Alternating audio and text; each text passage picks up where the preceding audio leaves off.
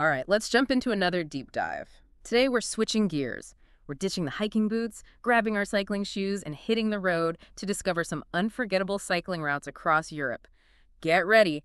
We'll be pedaling through breathtaking landscapes, charming villages, and historic cities. We'll be using this awesome article as our guide. It's called 11 Unforgettable Cycling Routes Across Europe for Adventure Seekers. This deep dive is for anyone who's ever dreamt of seeing Europe from the seat of a bike. Whether you're a seasoned cyclist or a newbie just starting out, we'll be talking about routes for all skill levels, like easy paths by the river to those challenging mountain passes.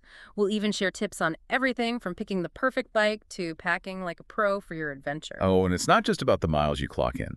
We'll be diving into the cultural experiences too, the yummy local foods, and the history behind each route. Let's get this European cycling adventure rolling. We'll start with routes showcasing the continent's natural beauty. First up is the Alpi Adria Trail. It's a 410-kilometer journey through Austria, Slovenia, and Italy. What makes this trail so special is that it's accessible. It's got something for every rider. You'll find challenging mountain passes for experienced cyclists, but there are also those leisurely stretches along the river for beginners. So you can tailor your experience based on your skill level and how fit you are. I can already picture it, ending a long day of cycling by soaking in those ancient thermal springs in Villach. Those thermal baths in Villach are famous for their healing properties. They date back to Roman times. They're this unique mix of history and relaxation. And along the trail, you get to experience 3 different countries, each with its own unique charm and traditions. Okay, from the Alps, we'll head north to the Rhine River in Germany. That's where you'll find the Rhine Cycle Route. It's a 320-kilometer stretch from Cologne to Mainz. It takes you on a trip through history, surrounded by vineyards, castles, and those picture-perfect villages. The Rhine River has really shaped German history and folklore. Think about it. It's been the inspiration for tons of artists and writers, and the legends, like the one about the Loreley Rock. It still fascinates people today. That Loreley legend is so haunting. Imagine cycling past this mystical rock, knowing that sailors once believed a siren lured them to their deaths with her songs. It's spine-chilling. You can almost hear those legends echoing in the local wine houses along the route, especially during the fall harvest. The vineyards just come alive with festivals and celebrations. You can try the region's famous wines and hear the locals share stories passed down through generations. Speaking of vibrant landscapes, let's head over to the Netherlands. You know, the country of tulips, windmills, and those incredibly bike-friendly paths. The Netherlands is a cyclist's dream come true. It's flat. Plus, it's got this huge network of bike paths. It makes exploring on 2 wheels pure joy. You'll find bike rentals and repair shops everywhere you go. The route here is the Tulip Trail. It's like cycling through a living painting. Endless fields of tulips bursting with color. Seriously, it's like you're riding through a canvas. If you visit between April and May, you'll catch the Keukenhof Gardens in full bloom. It's unbelievable. Over 7 million tulips, hyacinths, and daffodils all blooming at once. The air must be filled with the most amazing fragrance, and you'll be cycling past those iconic windmills, a true symbol of Dutch ingenuity. Many of those windmills are still working today. Some even offer tours. It gives you a glimpse into the history of Dutch engineering. And if you want to explore the Dutch waterways, you got to take a canal tour. It's a unique way to experience Amsterdam's canals and learn about its maritime history. Okay, from the Netherlands, let's go east to the Baltic coast. We'll cycle through Germany, Poland, Latvia, and Estonia.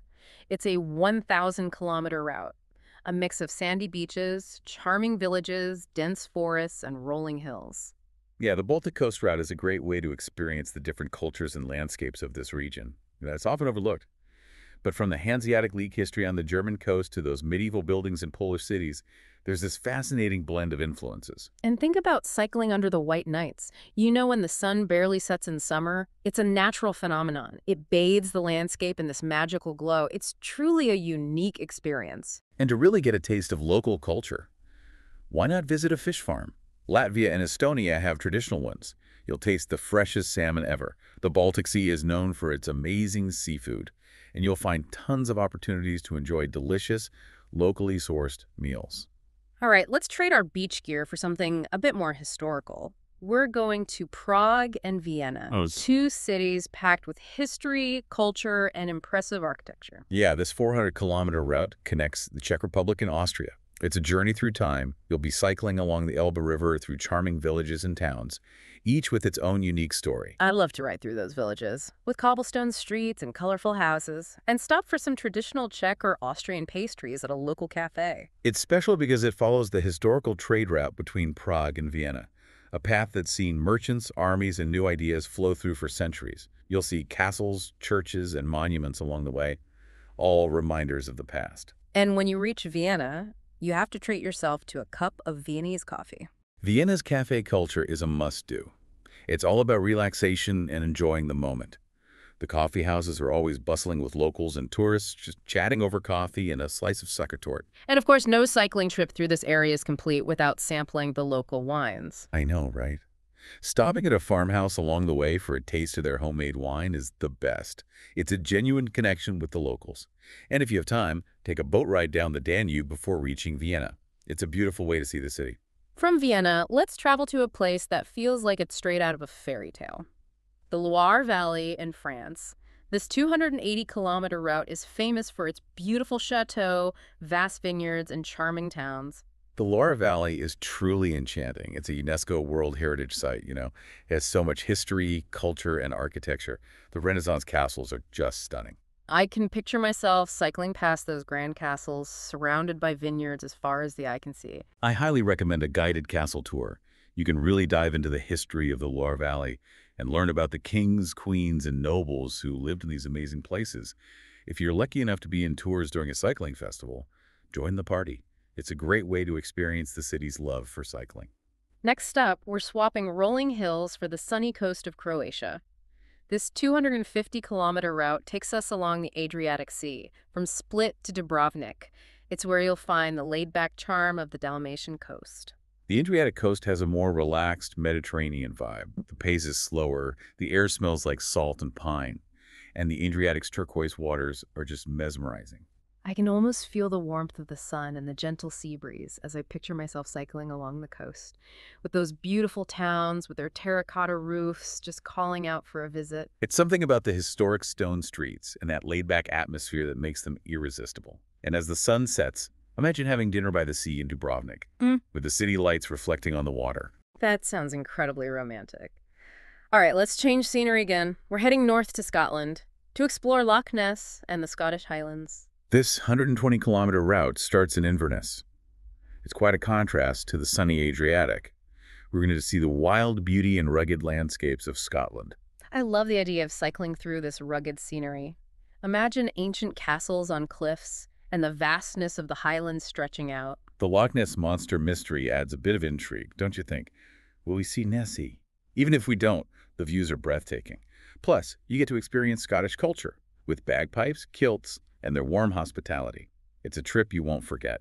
To really experience the Highlands, you could attend the Highland Games. Just imagine those feats of strength and athleticism, tossing cabers, throwing hammers, and dancing to bagpipes. It's a true celebration of their heritage. And after a long day of cycling, nothing beats warming up in a cozy pub with a hearty Scottish meal.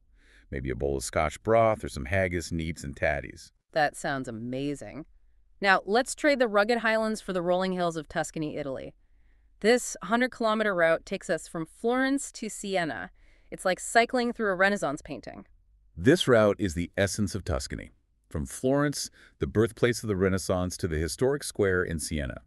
You'll be cycling through a region known for its beauty, history, art, and incredible food. I can picture it. Lush hills, vineyards, olive groves, and charming medieval towns that seem frozen in time. Tuscany has this unique charm. And don't forget about the food. Tuscan cuisine is all about simplicity and fresh ingredients. Pasta with pesto and creamy gelato. Fall is the best time for this route. The harvest season brings a special energy to the region. The vineyards are busy, and you can try local wines. And speaking of unique experiences, imagine being in Siena for the Palio races. It's a historical horse race held twice a year right in the city's main square. It's a real step back in time. From sunny Tuscany, we're going north to Norway, the land of fjords, waterfalls, and mountains. This 160-kilometer route from Bergen to Flom has some of the most breathtaking scenery in all of Europe. Get ready for fjords carved by glaciers, towering cliffs, and cascading waterfalls. This is the route for nature lovers. You can really feel the power of nature here, and the charming villages along the way add a human touch to this wild landscape. Imagine cycling along those winding roads by the fjords. The air must be so fresh. And for an unforgettable experience, take a ride on the Flom Mountain Railway. It's an engineering marvel. It climbs over 800 meters in just 20 kilometers. The views of the fjords, valleys, and mountains are stunning. Once you reach Flom, a boat tour of the fjords is a must. It's the best way to see their vastness. Summer is the ideal time for this route. The fjords are at their best during those long daylight hours. And while you're in Bergen, explore this charming city. It's known for its colorful wooden houses and rich maritime history. Check out a local festival while you're there. You'll get a taste of Norwegian culture and experience their hospitality. For our last cycling adventure in this part of our deep dive, we're heading south to Portugal. This 300-kilometer route takes us from Lisbon to the Algarve, along the Golden Coast. This route is a perfect mix of adventure and relaxation. You can challenge yourself cycling along the coast with its cliffs and hidden coves, or just chill out on one of the Algarve's beaches, soak up the sun, and enjoy. I picture myself on those coastal roads, the Atlantic stretching out in front of me, breathing in that salty air, seeing the colorful boats in the harbors of those fishing villages. And you can't forget about the food. Portugal is famous for its seafood, and the Algarve is a seafood lover's paradise. You have to try the freshly grilled sardines or a cataplana. It's a traditional seafood stew. Attending a seafood festival in the Algarve is a must. You can try all sorts of local dishes and mingle with the locals. Spring and fall are the best times to cycle this route. The weather is milder, and there are fewer crowds. You'll have the roads to yourself and can enjoy the scenery at your own pace. So we've covered some incredible routes, from the Alps to the Scottish Highlands, the Dutch tulip fields to the sunny shores of Portugal. This is just the beginning. In the next part of the deep dive, we'll explore those cultural experiences and local flavors that make these journeys unforgettable. Stay tuned. We'll be right back. Welcome back to our European cycling adventure. We covered some pretty awesome routes in the first part, but as promised, we're going to go deeper now. We'll explore those cultural experiences and local flavors that make these trips unforgettable. Exactly. And it's one thing to just see the sights as you ride by, but it's a whole other level to really immerse yourself in the places you visit. You got it. So let's head back to the Rhine cycle route. We talked about legends and wine, but what about actually experiencing a harvest festival in one of those villages along the river? Okay, imagine this. You're cycling through these amazing vineyards, a smell of ripe grapes everywhere. You arrive in a village and you hear music and laughter. The smell of fresh bread and sausages fills the air. You've stumbled upon a traditional harvest festival, a celebration of the region's bounty. Wow, that sounds incredible. I'd love to join the locals, raise a glass of local wine, and maybe even try some folk dancing. And as you chat with the villagers, you might hear stories about the region, tales passed down for generations. You'll really appreciate the traditions and the people that make the place special. It's those personal connections that make a trip memorable. And speaking of local flavors, what about the food you can discover along these routes? Each region has its specialties. Its culinary traditions are shaped by history and culture. What better way to experience those flavors than by visiting local markets and cafes? Oh, I love markets. I can see myself browsing through a village market on the route from Prague to Vienna, surrounded by fresh produce, crafts, and the smell of pastries. You might end up chatting with local artisans, learning about their work. And while you're there, you can try some regional specialties. Maybe some kolaches, those traditional Czech pastries, or some Viennese apple strudel. And the wine. We talked about those farmhouses, but wouldn't it be amazing to actually do a wine tasting? Absolutely. Many wineries along the routes offer tastings. You can learn about the different grapes, how the wine is made, and what makes each vintage special. You might even find a new favorite wine. Now, for a more luxurious experience, let's go back to the Alpe Adria Trail. Remember those thermal springs? Imagine staying in a fancy alpine lodge surrounded by mountains. Okay, picture this. You've just cycled through challenging mountain passes, stunning views all around. You reach your destination. A beautiful alpine lodge welcomes you with its warm atmosphere. I'm thinking sauna time to relax those muscles, followed by a gourmet meal with local ingredients. Wild mushroom risotto or maybe some venison. And waking up to those snow-capped peaks, the fresh mountain air as you step onto the balcony, it's invigorating. Sounds amazing. But what about those of us on a tighter budget? Can we still experience these routes without spending a fortune? Definitely. Europe is great for budget travelers, and cycling is a really cost-effective way to see it.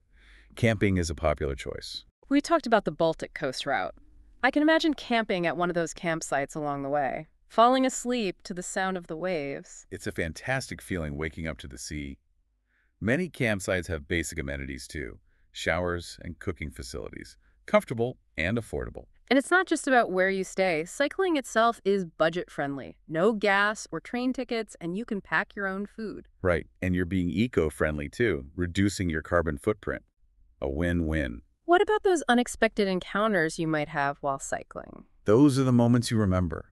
A local giving you directions, a fellow cyclist sharing tips, or a chance meeting at a cafe that turns into an interesting chat. I can picture myself in a small cafe in a charming village, sipping espresso and talking to the owner about local history and culture. You might learn about a hidden gem not in the guidebooks, or hear a story that gives you new perspective on the place. Those connections can really enrich your trip. And speaking of special experiences, what about the events and festivals you might find along the way? It's one thing to read about a culture, but it's another to see it firsthand. Imagine cycling through the Netherlands during the flower parade. Floats decorated with millions of flowers. Music, dancing, and celebrations everywhere. Or Oktoberfest in Germany, joining the festivities, enjoying the food, and raising a stein of beer with the locals. Oktoberfest is unique, but even smaller, local festivals like medieval ones or wine harvest celebrations give you a glimpse into the region's heart. So, as you plan your trip, check for events and festivals that line up with your dates. It's a great way to experience the culture and create lasting memories. And don't be afraid to go off the beaten path. Explore those places tourists don't usually see. Sometimes the best experiences are the ones you least expect. Let's move on from cultural experiences to the practical stuff. We talked a bit about planning a European cycling trip, but let's go deeper. Choosing the right bike is important, wouldn't you say? Totally. The type of bike depends on your route and how comfortable you want to be. For tough terrain like the Alpe Adria Trail or the Scottish Highlands, a mountain bike or a hybrid with good suspension is best. But for flatter routes like the Tulip Trail or the Rhine cycle route, a road bike or a hybrid with thinner tires will do. And e-bikes are becoming more popular for longer routes, or if you want some extra help. They're great for people of all fitness levels. E-bikes have changed the game. You can go farther without getting too tired, and they're especially helpful on hills. When it comes to packing, less is more. You don't want to be weighed down. Pack light, quick-drying clothes, and layers for different weather. Right. We don't need our entire wardrobe, and laundry facilities are common in Europe, so you can freshen up your clothes along the way. A good waterproof pannier bag is essential. You need to keep your stuff dry and organized, and a handlebar bag is super handy for your phone, wallet, and snacks. Speaking of snacks, staying hydrated and fueled is so important while cycling. Definitely. Pack plenty of water and energy-rich snacks. Nuts, dried fruit, energy bars. But don't forget to enjoy the local food, too. Stopping for lunch at a cafe is a great way to recharge and try new things. No, navigation. Many cycling routes in Europe are well marked, but having a good navigation system is key, especially if you're exploring. A GPS made for cycling is great. It has detailed maps, directions, and info on elevation changes and points of interest. But if you want to travel light, a smartphone app with offline maps works too. Just make sure to download the maps before you go. You might not always have internet, especially in remote areas. Always have a backup power bank to keep your phone charged. Now, safety, wearing a helmet is a must.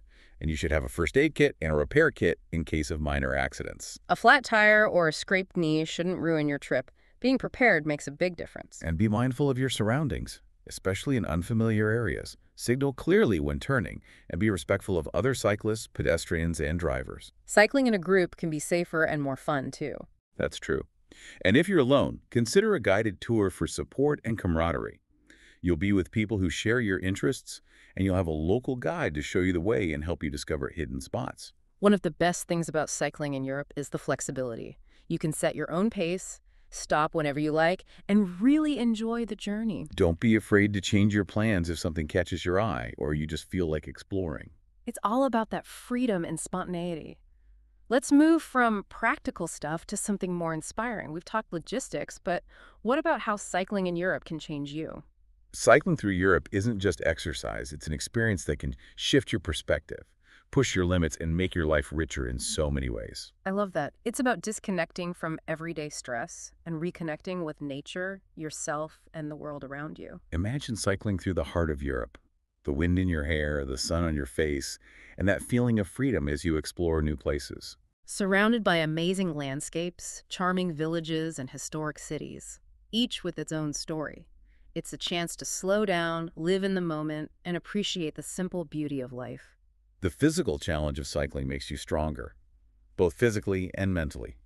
You learn to overcome obstacles, push yourself, and you feel accomplished when you achieve something you set out to do. And cycling through Europe is a great way to learn about history, art, and architecture up close. Imagine cycling past ancient ruins, medieval castles, Renaissance palaces, each one a part of European history. Or cycling through vineyards in France, Italy, or Germany, learning about how wine is made and tasting it. You get a deeper understanding and appreciation for the cultures and traditions. And it's a sustainable way to travel. You're helping the environment by choosing to explore on two wheels. It's about traveling responsibly, making a positive impact, and connecting with nature. So as you think about your next trip, remember how powerful cycling in Europe can be. It's an experience that will challenge you, inspire you, and leave you with a sense of wonder. And in our last part, we'll put it all together, helping you picture your own European cycling dream. Stay tuned. Welcome back to the deep dive. We've really explored some amazing cycling routes across Europe, haven't we? From the Alps to the Scottish Highlands, the Dutch tulip fields, to those sun-soaked shores of Portugal. It's been quite a journey. And we went beyond just talking about the routes themselves. We dug into the cultural experiences, the local food, and how to actually plan a European cycling adventure. We talked about those chance meetings with friendly locals, trying regional dishes at cozy cafes, and maybe even joining a harvest festival or a wine tasting. Yeah, and we talked about how cycling can be transformative, how it can challenge you, inspire you, and connect you with the world in a way you wouldn't expect. So, as we wrap up our deep dive, let's bring it all together. What have we learned, and what does it all mean for you, our listeners who are dreaming of their own European cycling adventure? Well, we began with those 11 unforgettable cycling routes, each with its unique mix of scenery, history, culture, and adventure. But we discovered that these routes are more than just lines on a map. They're pathways to discover new things, to grow, and to make memories that last. We learned that cycling through Europe isn't just about checking things off a list. It's about savoring the journey, embracing the unexpected, and letting the experience change you. And it's something anyone can do. Seriously. Whether you're a hardcore cyclist up for a challenge or just want a leisurely ride, there's a road out there for everyone. We've given you the info to plan your own trip right, from choosing the right bike and packing smart to navigating safely and finding those hidden gems off the tourist track. But the most important thing, connect with the heart of Europe, embrace the local cultures, and create a travel experience that's truly yours. Now, as we finish our deep dive, we want to leave you with something to think about, a question to get your imagination going. Okay, so which of these incredible routes speaks to you? What story will your European cycling adventure tell? We hope this deep dive has inspired you and given you the tools to make those cycling dreams come true. Until next time, happy cycling.